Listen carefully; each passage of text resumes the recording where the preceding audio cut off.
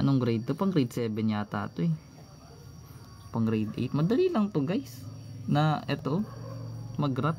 Actually pag ginawa mo tong mx plus b mas madali eh.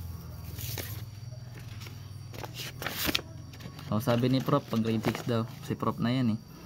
So wag na. Matay dito sa number 2. So let's say we have x minus 2y equals 8. Ayos ba yun? Yan, equals 8. So same process guys, kasi we just need to find from the given x and y intercept. So just let, when you want to find the x intercept, just let y equals to 0. So we'll be having x minus 2 times 0 equals 8, or the value of x is 8, or we'll be having 8, 0 as the ordered pair. So that's, you get that, I think. Kasi when you multiply 0 to any number, the result will be 0, or you just need to do this and you will get the value of x. Tinamad na magturo eh. So if you want to find the y-intercept,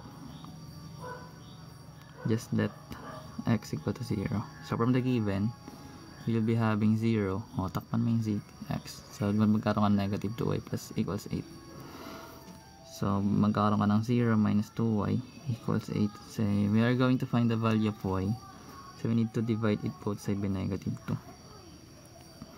So our y will become negative 4.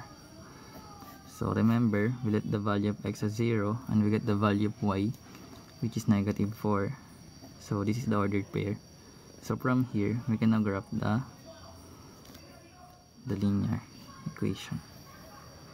So as I've said earlier, you will find the y-intercept along the y-axis, and as for x-intercept, it is along with x-axis.